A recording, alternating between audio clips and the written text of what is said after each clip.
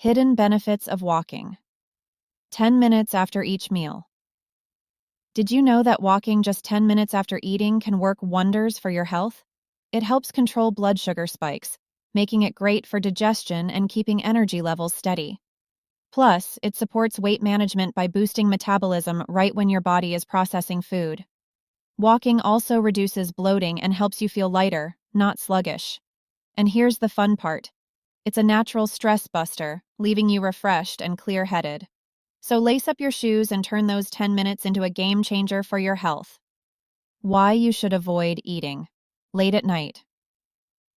Eating late at night might feel satisfying, but it can mess with your body big time. Late night snacking disrupts your sleep, making you feel tired and groggy the next day.